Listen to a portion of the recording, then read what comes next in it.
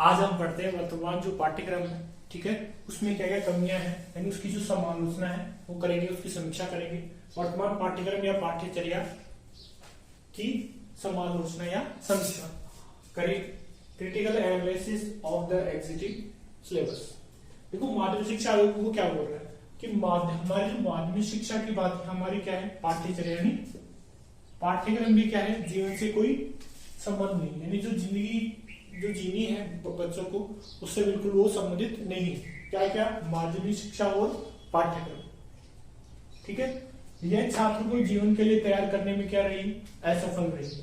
क्या रही, असफल रही। कौन कौन, माध्यमिक शिक्षा और आपका पाठ्यक्रम। यह कक्षा से बाहर की दुनिया जिसमें वे शीघ्र प्रविष्ट होने वाले हैं उन्हें कोई बोध या आभास नहीं करा पाती, यानी जिंदगी कैसे जीनी है, कैसा समाज है, कैसा बाहर के जो लोग हैं वो कैसे हैं, उसके बारे में वो नहीं जानते बच्चे। केवल जो किताबी ज्ञान है वही प्राप्त कर पाते हैं, जबकि हकीकत में जो पाठ्यक्रम है वो क्या है, जिंदगी से जोड़ने वाला होना चाहिए। ये कौन बोल रहा है, माध्यमिक शिक्षा आयोग, ठीक है, जिसे मुदाले आयोग भी कहते हैं। फिर कोठारी आयोग ने भी क्या बोला है कि शिक्षा स्तर पर पाठ्यक्रम में आमूल चूमूल परिवर्तन का सुझाव दिया, यानी उन्होंने थोड़ा बहुत क्या है परिवर्तन का सुझाव दिया, किसमें, पाठ्यक्रम में क्या लाए, बदलाव लाए, जिससे इनके अनुसार हमारा वर्तमान पाठ्यक्रम बालक को सामाजिक, राजनीतिक, आर्थिक जीवन की समस्याओं से टक्कर लेने में समर्थ बनाने में क्या है, सक्षम नहीं है। ये जो पाठ्यक्रम है आपका, ठीक है, वो क्या है, सक्षम नहीं है किस चीज के अंदर, बच्चों को राजनीतिक, सामाजिक एवं आर्थिक जीवन की समस्याओं से लड़ने के लिए ताकत देने वाला नहीं है। यानी पाठ्यक्रम में बदलाव लाने के लिए ये क्या बोल रहे हैं, सुझाव दे रहे हैं, कौन कौन, माध्यमिक शिक्षा आयोग और कोठारी आयोग, ठीक है। अब हम देखते हैं जो वर्तमान पाठ्यक्रम है उसकी जो कमियां हैं, यानी हम समालोचना करने तो उसके अंदर उसके जो कमियां हैं, उसके जो दोष है वो देख लेते हैं। यानी जो कमियां या दोष एक ही चीज है, ठीक है। पहले कमियां देखेंगे, उसके बाद हम क्या है उसको सुधारने के उपाय भी, सुझाव भी देंगे। देखो पहली कमी हम मानते हैं कि क्या सैद्धांतिक अधिक है, व्यवहारिक कम है। इसमें क्या है, जो वर्तमान से पाठ्यक्रम इतना सैद्धांतिक, यानी इतने सारे सिद्धांत दिए गए हैं जो व्यवहारिक कम है, यानी व्यवहारिक रूप से आप उनको लागू नहीं कर सकते। ऐसे सिद्धांत उनको बताए गए हैं बच्चों को, ताकि वो क्या है कि बच्चे क्या काफी ज्यादा कंफ्यूज हो जाते हैं कि कोई वर्तमान जो परिस्थिति उनके समाज के अंदर वैसी क्या है और वर्तमान जो क्लास में जो पढ़ रहे हैं वो क्या है, यानी कक्षा की जो परिस्थिति है वो समाज की परिस्थिति से बिल्कुल मेल नहीं खा पाती। यानी जो वो क्या है, बिल्कुल सिद्धांत दिए गए बस अपनी तरफ से जो लोगों ने क्या है सिद्धांत थोप दिए जो बच्चों को अपनाने पड़ेंगे, ऐसा नहीं, उसे क्या है व्यवहारिक बनाना पड़ेगा। यानी जो वर्तमान जो पाठ्यक्रम वो सैद्धांतिक अधिक है, व्यवहारिक रूप से कम माना जाता है। फिर है दूसरा, पाठ्यक्रम में परीक्षा का बोझ, यानी पाठ्यक्रम में भाई परीक्षा दी जाती है बच्चों को। आजकल तो जो मंथली टेस्ट होते हैं वो भी हो गए, नहीं हर एक महीना हो गया आपको परीक्षा देनी होगी, ठीक है।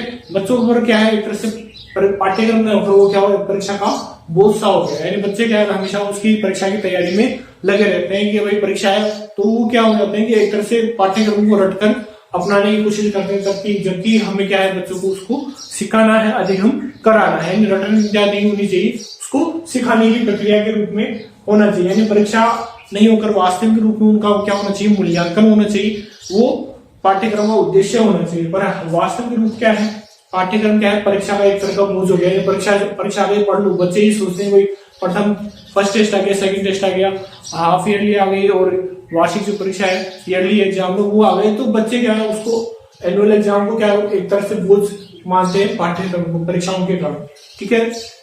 वास्तविक जिंदगी में भी यही होता है। फिर है तीसरा, व्यापक उद्देश्य एवं लक्ष्यों की पूर्ण प्राप्ति, यानी जितने भी आप लक्ष्य और उद्देश्य आपने पाठ्यक्रम में बनाए हैं, ठीक है, वो आपको प्राप्त ही नहीं हो पाते हैं, या तो प्राप्त होंगे तो आधे अधूरे होंगे। जो पाठ्यक्रम का जो लक्ष्य है और जो उद्देश्य काफी उच्च स्तर का माना जाता है, तो वो वास्तविक न होकर बिल्कुल सैद्धांतिक हो जाता है। पहले वाले टॉपिक जैसे जो व्यापक जो उद्देश्य और लक्ष्य है उनकी पूर्ण रूप से प्राप्ति नहीं हो पाती। जो पाठ्यक्रम बहुत ही ज्यादा अपने जो स्तर होता है कक्षा का उससे ज्यादा ऊंचा बना दिया जाता है। चौथा है लचीलेपन का अभाव, यानी विद्यार्थियों को पाठ्यक्रम को ये कहा जाता है कि ये जो किताब बना दी आपके लिए इसी को आपको पढ़ना है और परीक्षा में पास होना है, इसको याद रखकर या याद करके। पर वास्तविक रूप में क्या है, जो पाठ्यक्रम इतना कठिन बना दिया जाता है कि बच्चे उसको आत्मसात नहीं कर पाते, उसको अपने अंदर अधिगमित नहीं कर पाते। जो पाठ्यक्रम में थोड़ा बहुत लचीलापन हो चाहिए, दूसरी जो शैक्षणिक जो गतिविधियां वो भी बच्चे कर सके, तो उसका समय अलग निर्धारित किया जाना चाहिए, पूरे तौर तरीके उसमें बताने चाहिए। पर ऐसा कुछ भी नहीं होता, बस एक किताब बनाई दे दी, बस इसको इकाइयों में विभाजित कर दिया, अब इसको पाठ के अनुसार रट लो और परीक्षा दे लो, ऐसा नहीं होना चाहिए। फिर एक पांचवा, वास्तविक जीवन से अछूता। अरे भाई, जो किताब में जो लिखा है पर वास्तविक जिंदगी में वैसा होता ही नहीं। भाई आप भारत में रहने वाले जो विद्यार्थी हो उनको आप ऐसी चीजें पढ़ा रहे हो जो विदेशी लोगों के लिए कंपलसरी हो, हमारे देश में वो चीज लागू ही नहीं है। तो वो क्या, वहां पे क्या होता है कि वो वास्तविक जीवन से अछूता होता है, या फिर कई काल्पनिक बातें बच्चों को पढ़ा दी जाती है पाठ्यक्रम के अंदर जो वास्तविक जिंदगी से उनको नहीं जोड़ती। तो वो क्या हो जाता है कि वहां पर एक गैप हो जाता है कि समाज और विद्यार्थियों की कक्षा के बीच, जिससे क्या होता है कि जो विद्यार्थी वो अपने आप को एडजस्टमेंट समाज में नहीं कर पाता। फिर है छठा, समाज जो बालक की आवश्यकता पूर्ण है। जो पाठ्यक्रम है उसकी जो उस मुख्य ध्येय है, मुख्य जो लक्ष्य है उसका, कि समाज के लिए एक अच्छा विद्यार्थी तैयार करना, और विद्यार्थी और बालक के लिए आवश्यकता क्या होती है कि वो समाज से एडजस्टमेंट कर पाए, उससे समायोजित हो सके, यानी समाज में अपना स्थान बना सके। पर ऐसा नहीं होता, समाज क्या चाहता है, विद्यार्थी एक वैज्ञानिक बने, एक समाज सेवक बने, एक डॉक्टर, इंजीनियर, जो भी बने, ठीक है, पर वो एक अच्छा नागरिक बनाना चाहता है। पर विद्यार्थी भी क्या चाहता है, बालक भी क्या चाहता है कि एक अच्छा नागरिक बने, ठीक है। दोनों की जो आवश्यकताएं वो पूर्ण नहीं हो पाती, क्योंकि जो पाठ्यक्रम है उसमें कुछ न कुछ कमी रह जाती है। ठीक है, प्रसंगों की बहुतायता से विषय वस्तु का कम गहन ज्ञान होता है। यानी जो प्रसंग इतने सारे दिए जाते हैं कि जो ज्ञान की जो गहनता होती है वो तो होती नहीं, और जो प्रसंग दिए जाते हैं, वास्तविक रूप में जो कथन होते हैं वो नहीं दिए जाते कि भाई वास्तविक रूप का ये ज्ञान है, और उसके ऊपर क्या है, बार बार में वही प्रसंग आते रहते, ये प्रसंग ये है, ये प्रसंग ये है। प्रसंग कम होने चाहिए, वास्तविक ज्ञान अधिक होना चाहिए विषय वस्तु का। फिर है आठवां, ज्ञान उथला एवं सतही रह गया। यानी जो पाठ्यक्रम में जो ज्ञान दिया जा रहा है वो बिल्कुल उथला है, तो गहरा नहीं है पहले वाले टॉपिक के अनुसार, यानी बिल्कुल इतना ऊपर का ज्ञान दिया जाता है कि वास्तविक रूप से विद्यार्थी को जो संदर्भ पुस्तकें वो पढ़ने को मजबूर होना पड़ता है कि भाई ये जो पाठ्यक्रम है वो आधा अधूरा है, उसके लिए रेफरेंस बुक्स पढ़नी पड़ती है, और भी तैयारी के लिए अन्य जो साहित्य सामग्री है वो पढ़नी पड़ती है। पर विद्यार्थियों को पाठ्यक्रम से की जो पाठ्य वस्तु होती है उससे पूर्ण रूप से कुछ भी हेल्प नहीं मिल पाती। ठीक है, तो ज्ञान उथला एवं सतही रह जाता है पाठ्यक्रम का, और वास्तविक रूप में जो विद्यार्थी है संदर्भ पुस्तकें, रेफरेंस बुक्स पढ़ते हैं और अपना जो ज्ञान है वो पूर्ण करते हैं।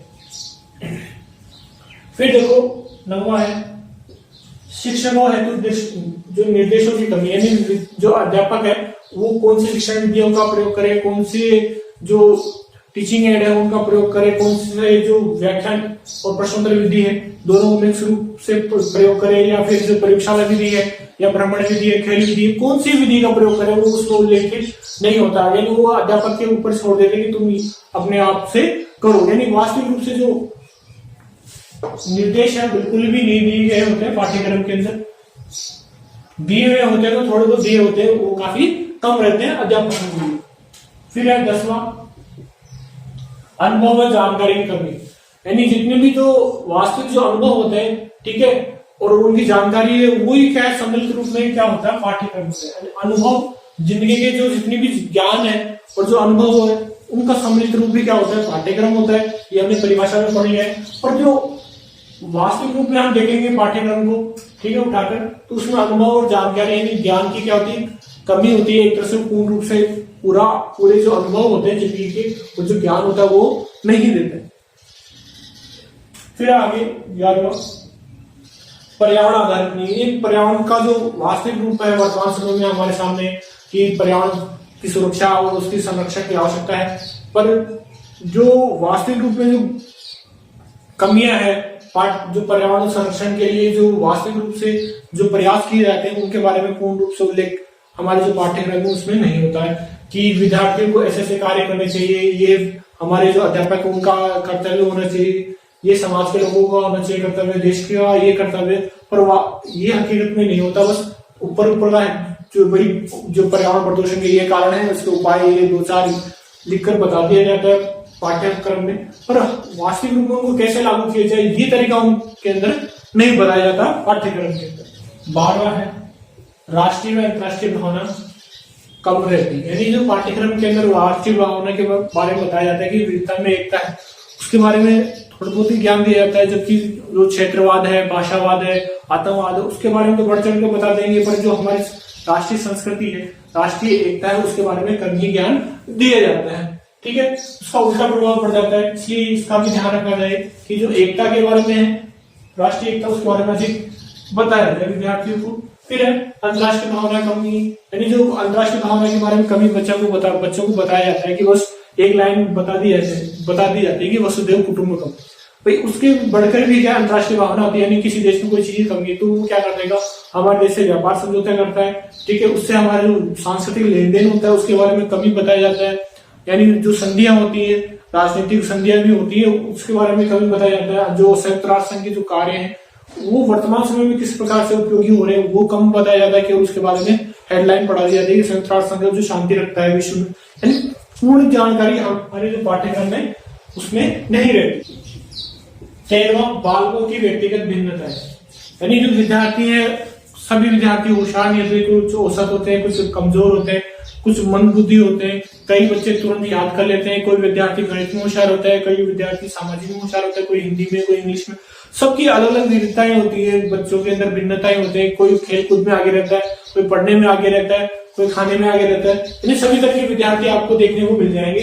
तो उनके अनुसार क्या व्यक्तिगत भिन्नताओं के अनुसार हमारे जो पाठ्यक्रम है उसका निर्माण नहीं हो पाता है। ठीक है, यानी जो होशियार बच्चे होते हैं उनके आधार पर क्या पाठ्यक्रम का निर्माण कर दिया जाता है, जो क्या वास्तविक रूप से मनोवैज्ञानिक रूप से उपयोगी नहीं है। फिर 14वां समवाय के सिद्धांत की अपूर्णता, यानी समवाय का सिद्धांत मतलब जो अलग अलग जो विषय होते हैं उनमें आपस में जो संबंध होता है वो स्थापित नहीं हो पाता है पूर्ण रूप से, यानी जो हिंदी है, हिंदी का संबंध सामाजिक से, विज्ञान से, गणित से, इनसे जोड़ा जाता है, या फिर गणित का संबंध सामाजिक, हिंदी, गणित, इनसे जोड़ा जाता है, यानी आपस में क्या सारे जो सब्जेक्ट जुड़े हुए होते हैं वो पूर्ण रूप से नहीं जोड़कर केवल अंश मात्र ही जोड़ा जाता है। ठीक है, जबकि पूर्ण रूप से जोड़ा जाना चाहिए। फिर है विषय वस्तु का एकत्रण एवं संगठन, यानी जो विषय वस्तु पढ़ाई जा रही है वो आधी अधूरी इकट्ठी कर दी और इकाइयों में जो उसका विभाजन है सही रूप से नहीं हो पाता, या फिर जो पाठों के अंदर जो इकाइयों का वर्गीकरण किया जाता है वो सही रूप से नहीं हो पाता है, तो वो भी क्या है एक तरह से इसकी कमी हो जाती है कि उसका जो एकत्रण एवं समन्वय सही प्रकार से नहीं किया गया, यानी विषय वस्तु आधी अधूरी ली, फिर उसका जो इकाइयों में विभाजन भी सही प्रकार से नहीं कर पाता। फिर है 16वां और जो महत्वपूर्ण है पाठ्य सहगामी क्रियाओं का अभाव, यानी पाठ्यक्रम के अंदर पाठ्य सहगामी क्रिया नहीं हो तो वो केवल क्या है एक तरह से विषय वस्तु बनकर रह जाएगी। छात्र का सर्वांगीण विकास करना है, सामाजिक, आर्थिक, मनोवैज्ञानिक, तो हमें क्या करना है, जो विद्यार्थी को पाठ्य सहगामी क्रियाओं में भाग लेने के लिए प्रेरित करना हो, यानी विद्यार्थी अगर चित्रकला में भाग लेगा, खेल कूद में भाग लेगा, विभिन्न वाद विवाद में भाग लेगा, ठीक है, डांस, नृत्य इत्यादि सभी क्रियाओं में भाग लेगा तो उसका सर्वांगीण विकास होगा, यही हमारे पाठ्यक्रम का उद्देश्य होना चाहिए। और ये अगर ये पाठ्य सहगामी क्रियाएं अगर पाठ्यक्रम में सम्मिलित नहीं है तो इनको सम्मिलित किया जाना चाहिए। पाठ्यक्रम के जो दोष है उसके अध्ययन के बाद हम जो पाठ्यक्रम के जो सुझाव है उसको संवर्धन के लिए वो देखते हैं, पाठ्यक्रम संवर्धन के सुझाव। ठीक है, पाठ्यक्रम में संवर्धन हेतु सुझाव, इसमें देखिए पहला है पाठ्यक्रम को उद्देश्य युक्त बनाया, यानी पाठ्यक्रम के जो उद्देश्य हैं वो निर्धारित किए जाने चाहिए कि वास्तविक रूप से हमारे जो पाठ्यक्रम के उद्देश्य है, हमारा जो लक्ष्य है पाठ्यक्रम बनाने का वो क्या है। ठीक है, हमारे जो लक्ष्य है वो क्या है, एक अच्छा देश का नागरिक बनाना, जिसमें वो चाहे आपके डॉक्टर बने, इंजीनियर बने, या फिर कोई समाज सेवक बने, नेता बने, अध्यापक बने, ठीक है, जो भी बने वो सब क्या है एक उद्देश्य निर्धारित किए जाने पर आधारित। पाठ्यक्रम को उद्देश्य युक्त बनाया जाएगा तो उसके उद्देश्यों का निर्धारण किया जाएगा, ज्ञान, अवबोध, ज्ञान, उपयोग, अभिरुचि, अभिवृत्ति, वो सबका ज्ञान उसमें शामिल होता है। ठीक है, फिर है दूसरा पाठ्यक्रम में नवीन ज्ञान को जोड़ना चाहिए, जो पाठ्यक्रम है कई बार क्या होता है कि जो पुराना जो ज्ञान होता है वो जोड़ा वैसे के वैसे उठा के नए पाठ्यक्रम में जोड़ दिया जाता है, जबकि वो पुराना ज्ञान है या उसकी जो अवधारणा है, सिद्धांत है वो पुराने हो चुके हैं, वर्तमान समय में उनकी उपयोगिता नहीं रहती। तो हमें क्या करना चाहिए, जो पाठ्यक्रम है उसमें केवल जो नवीन ज्ञान है उसी को जोड़ना चाहिए, जो सार्थक ज्ञान है अगर पुराना जो ज्ञान है अगर वो अच्छा है, ठीक है, वर्तमान समय में उपयोगी, तो उसको हम जोड़ सकते हैं, परंतु हमें क्या है हमेशा नवीन ज्ञान की तरफ भी ध्यान देना चाहिए। फिर है तीसरा, विषय सामग्री से अधिक चिंतन पर बल। यानी हम क्या करते हैं कि विषय सामग्री पर अधिक फोकस करते हैं, भाई विषय सामग्री को याद कर लो, रट लो, और आपको क्या हो जाएगा, पाठ्यक्रम पूरा हो जाएगा याद। तो हम क्या चाहते हैं कि विद्यार्थी क्या करे, अधिक चिंतन करें, उसके बारे में सोचे, और उसके बारे में तर्क करें कि भाई ऐसा हो तो ऐसा हो जाएगा, ऐसा हो तो ऐसा हो सकता है। यानी वो उसके बारे में सोचे और उसके बारे में वास्तविक रूप से उसको अधिगमित कर पाएगा। यानी अगर वो विद्यार्थी कोई प्रश्न पूछे, भाई कब, क्यों, कैसे, ऐसे जो प्रश्न होते हैं, उससे क्या होता है कि उसमें तर्कपूर्ण जो क्षमता है उसकी बढ़ जाती है। यानी अधिक चिंतन करेगा तो उसे अच्छे तरह जो पाठ्यक्रम को याद हो जाएगा। यानी विषय सामग्री पर ज्यादा फोकस नहीं होना चाहिए, जो चिंतन पर हमारा फोकस होना चाहिए। यानी पाठ्यक्रम का मुख्य लक्ष्य होना चाहिए कि विद्यार्थी का चिंतन का ज्यादा से ज्यादा विकास हो सके। फिर है चौथा है तकनीकी एवं व्यावसायिक प्रकरण। यानी कुछ टॉपिक ऐसा होना चाहिए पाठ्यक्रम के अंदर जिससे उसे तकनीकी ज्ञान मिल सके और जो व्यवसायिक ज्ञान है वो भी थोड़ा बहुत मिलता जाए। ऐसा नहीं है कि हमें उसे केवल व्यवहारिक ज्ञान मिले ही नहीं, यानी वो किताबी ज्ञान का ही एक पुतला बन के रह जाए, ऐसा नहीं होना चाहिए। विद्यार्थियों को क्या होना चाहिए, तकनीकी ज्ञान है, वर्तमान समय में क्या क्या तकनीकी आ रहे हैं उसके सब्जेक्ट के अंदर वो क्या क्या वो व्यवसाय अपना सकता है अपने विषय के अंतर्गत, उसका भी एक दो टॉपिक प्रकरण उसके अंदर शामिल होने चाहिए पाठ्यक्रम। फिर है पांचवा, प्रशासनिक व शैक्षिक संरचना के अनुसार। यानी कई बार ये होती है हमारी जो प्रशासनिक जो व्यवस्था है, यानी हमारे जो शैक्षिक जो व्यवस्था उसके अनुसार पाठ्यक्रम का निर्माण नहीं किया जाता, और वो क्या है कि फिर बाद में हमारे लिए उपयोगी सिद्ध नहीं होते विद्यार्थियों के लिए। इसलिए जो पाठ्यक्रम है वो प्रशासनिक व शैक्षिक संरचना के अनुसार किया जाए। यानी जो प्रशासनिक जो व्यवस्था होती है उसका उल्लेख पाठ्यक्रम में होना चाहिए कि ये जो हमारी प्रशासनिक व्यवस्था है ये है, और जो शिक्षा की जो संरचना है इस प्रकार बनाई गई है कि आप बाद में अधिक जो अपना जो संकाय है उसका आप चयन कर सकते हो। जो शैक्षिक संरचना है आपकी क्या है 10+2+3 है, ये बनाई गई है। तो इसी के अनुसार क्या है पाठ्यक्रम का निर्माण किया जाना चाहिए, और जो प्रशासनिक जो व्यवस्था है वो भी निर्धारित की गई है, उसी के अनुसार क्या है पाठ्यक्रम का निर्माण होना चाहिए। फिर एक छठा, व्यक्तिगत विभिन्नताओं का ध्यान। यानी अगर कई बार होता है कक्षा में ये कि आपको होशियार बच्चे भी मिल जाएंगे, कमजोर और औसत छात्र भी मिल जाएंगे, यानी वो मंदबुद्धि छात्र भी मिल जाएंगे। यानी जो विद्यार्थी है उनकी जो व्यक्तिगत विभिन्नताएं है उनका ध्यान रखा जाना चाहिए, ताकि सभी को क्या है कुछ ना कुछ पढ़ने को अधिगमित करने को मिल सके। यानी ऐसा नहीं कि होशियार बच्चों के लिए अगर पाठ्यक्रम बना दिया जो औसत और मंदबुद्धि के जो विद्यार्थी है कुछ भी याद नहीं कर पाए। फिर है सातवां, भ्रमण की गतिविधि का उल्लेख। यानी कई बार विद्यार्थियों को भ्रमण पे भी ले जाया जाना चाहिए, ताकि जो क्लास की जो निरस्ता का जो वातावरण है वो समाप्त हो सके, और जो विषय सामग्री के बारे में विद्यार्थी क्या है वास्तविक रूप में अपने आंखों के सामने देख सके और उसका वास्तविक ज्ञान प्राप्त कर पाएंगे। इससे क्या होता है कि विद्यार्थियों में विषय के अंदर रुचि जागृत हो जाएगी और वो विषय के ऊपर जो अधिक से अधिक ध्यान दे पाएगा। फिर है आठवां, शिक्षकों हेतु स्पष्ट निर्देश। यानी शिक्षकों को ये निर्देश दिए जाने चाहिए कि आपको पाठ्यक्रम को इकाइयों में इस प्रकार से विभाजित किया जाना चाहिए। उनके जो पाठ है उनके जो प्रकरण है उनके जो उद्देश्य है, पढ़ाने की जो विधि है, आपकी शिक्षण विधियां हैं, आप कौन से शिक्षण प्रतिमान काम में लोगे, कौन सी आपकी शिक्षण सामग्रियां होगी, ठीक है, चार्ट कैसे बनाओगे, या फिर जो उससे संबंधित कोई पीपीटी है वर्तमान समय में उसका उपयोग करते हैं, उसके बारे में थोड़ी बहुत जानकारी विद्यार्थियों को पढ़ाने के लिए शिक्षकों को दी जानी चाहिए। फिर है नंबर, स्थानीय समुदाय के जीवन से संबंधित। यानी अगर व्यक्ति राजस्थान का है तो उसकी जो जानकारी है राजस्थान से संबंधित दी जानी चाहिए। इसलिए जो राजस्थान अध्ययन के नाम से एक पाठ्य पुस्तक है 9वीं से 12वीं तक के विद्यार्थियों के लिए पढ़ाई जाती है। यानी अपनी जो क्षेत्रीय जो समुदाय है उसके बारे में विद्यार्थी जान सके, तो वो भी क्या हमारे पाठ्यक्रम में सम्मिलित होना चाहिए। इससे क्या होता है कि वो वास्तविक जिंदगी से वो बच्चे जुड़ जाते हैं अपने समाज से, अपने क्षेत्र से। फिर 10वां, नए प्रकरण जोड़े जाए और उनकी पुनरावृत्ति नहीं होनी चाहिए। यानी कई बार क्या होता है कि भाई 6ठी क्लास में जो पढ़ लिया वही चीज आप 10वीं पढ़ा रहे हो, वैसा ही क्या प्रकरण हो गया। भाई प्रकरण आप नए लो और उनकी जो पुनरावृत्ति है इतनी करो कि बच्चा बस उसका पूर्व ज्ञान कर पाए। ऐसे नहीं कि उसी को उठा के 10वीं के अंदर पढ़ा दिया, पहले 6ठी में पढ़ लिया, वही बच्चा फिर बोलता है ये तो मैं पहले ही पढ़ चुका। केवल उसका जो पूर्व ज्ञान करवाना चाहिए, उसकी पुनरावृत्ति नहीं होनी चाहिए। इनके थोड़ा बहुत ज्ञान दे देना चाहिए कि आपने इसको वहां पढ़ा था, अब इसका विस्तृत रूप अब पढ़ोगे, या फिर हमेशा नए प्रकरण ही पढ़ाए जाए बच्चों को, ताकि उनका जो ज्ञान है वो बढ़ता ही जाए। फिर है 11वां, संकेंद्रीय विधि से समवाय करना, यानी जो सहसंबंध है वो क्या, संकेंद्रीय विधि, यानी एक केंद्र हो गया, उसके चारों ओर सारे सब्जेक्ट आके उससे जुड़े।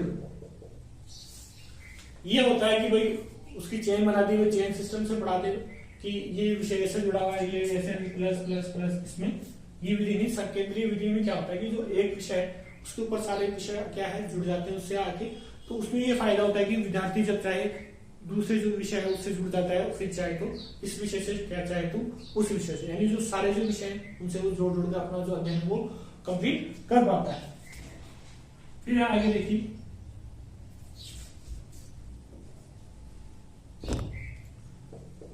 12 है, विद्यार्थी इकाइयों को दैनिक जीवन की समस्या से जोड़ा जाना चाहिए। कई इकाइयां यूनिट ऐसी होनी चाहिए कि विद्यार्थी की दैनिक जीवन में जो समस्या आ रही है उनसे जोड़ा जाना चाहिए, यानी कैसी जिंदगी में आपकी समस्या आ सकती है, तो 1-2 इकाइयां ऐसी होनी चाहिए ताकि विद्यार्थी उन समस्याओं का समाधान करने की क्षमता का विकास कर सके। फिर है 13वां, शारीरिक और मानसिक क्रियाओं का योग। कई बार शारीरिक जो गतिविधियां हैं उनका भी उल्लेख उसमें किया जाना चाहिए पाठ्यक्रम में, ताकि जो विद्यार्थी है वो शारीरिक रूप से सक्षम बन सके।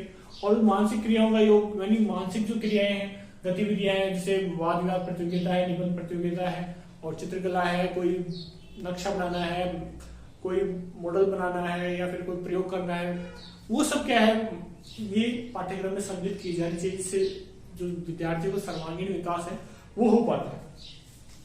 फिर है 14वां, महान व्यक्तियों की जीवनियां भी शामिल की जाए, जैसे कोई वैज्ञानिक हो गया, समाज सुधारक हो गया, कोई स्वतंत्रता सेनानी हो गया, उन सब के बारे में विद्यार्थियों को उनकी जीवनी की अच्छाई के रूप में पढ़ाई जानी चाहिए, जिससे विद्यार्थी क्या करेंगे, खुद भी उनके जैसा बनने की कोशिश करेंगे और अपना जो जीवन है उसका जो लक्ष्य है वो पूरा कर पाएंगे। फिर 15वां, तार्किक क्रम से विषय वस्तु का संगठन, यानी एक तार्किक रूप से विषय वस्तु का संगठन किया जाना चाहिए, यानी जो सबसे पहले जो आसान है टॉपिक प्रकरण उनको दिए जाने चाहिए, फिर जो कठिन है, फिर सबसे कठिन है, ऐसे पाठ्यक्रम का जो है तर्कपूर्ण संगठन किया जाना चाहिए। ऐसे नहीं कि सबसे पहले कठिन विषय का जो कठिन टॉपिक है या जो पाठ है वो सबसे पहले पढ़ा दिया, तो बच्चे उनमें क्या होगा कि उसके बारे में वास्तविक जानकारी नहीं होकर वो देखेंगे ये तो क्या कठिन विषय है या सब्जेक्ट है। सबसे पहले विषय की थोड़ी बहुत जानकारी दी जानी चाहिए, उसके ऊपर जो आसान जो प्रकरण बनाए गए हैं उनको दिए जाने चाहिए, जिससे उसका जो सिलेबस का जो क्या है एक तरह से विकास किया जाना चाहिए। ऐसे नहीं कि सबसे अंतिम जो कठिन जो है उसको सबसे पहले दे दिया और जो आसान उसको अंतिम से पढ़ाया जाए, ऐसा नहीं होना चाहिए। तर्कपूर्ण क्या हो क्रम होना चाहिए विषय वस्तु का। फिर है 16वां, प्रयोजनवादी या प्रैग्मैटिक दृष्टिकोण का ध्यान रखना चाहिए, यानी उसका जो विकास है पूर्ण रूप से हो पाठ्यक्रम का, ऐसा हमें ध्यान रखा जाना चाहिए। ऐसे नहीं कि अचानक पाठ्यक्रम का विकास हो गया, ऐसा नहीं होता। बिल्कुल जो चरण होते हैं चरणों के अनुसार ही पाठ्यक्रम का निर्माण किया जाना चाहिए।